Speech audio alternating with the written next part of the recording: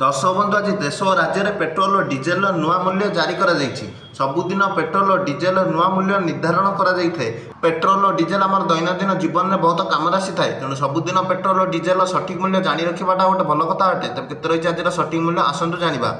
आज भारत राजधानी नुआदिल्ली में पेट्रोल लिटर पिछा 94 टंका 77 पैसा और डीजेल दर लिटर पिछा 87 टंका 67 पैसा रही। से भाव ओडिशा राजधानी भुवनेश्वर में पेट्रोल दर 101 टंका 11 पैसा रही बेले डीजेल दाम प्रति लिटर पिछा 92 टंका 69 पैसा रही। सेहीपरि आज मुंबई में पेट्रोल लिटर पिछा 103 टंका 50 पैसा रही बेले डीजेल दाम प्रति लिटर पिछा 90 टंका 3 पैसा रही।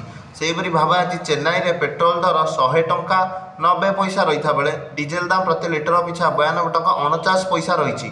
सेहीपरि भाव आज कलिकता में पेट्रोल दर 105 टंका 41 पैसा रही बेले डीजेल दाम प्रति लिटर पिछा 92 टंका 2 पैसा रही। याद आज समस्त जगह मानक पेट्रोल और डीजेल सठिक मूल्य ये वीडियो में आपण आज पेट्रोल और डीजेल सठिक मूल्य के जापारे तेणु दयाकोरी आम चैनल टी लाइक और सब्सक्राइब कर दिंतु।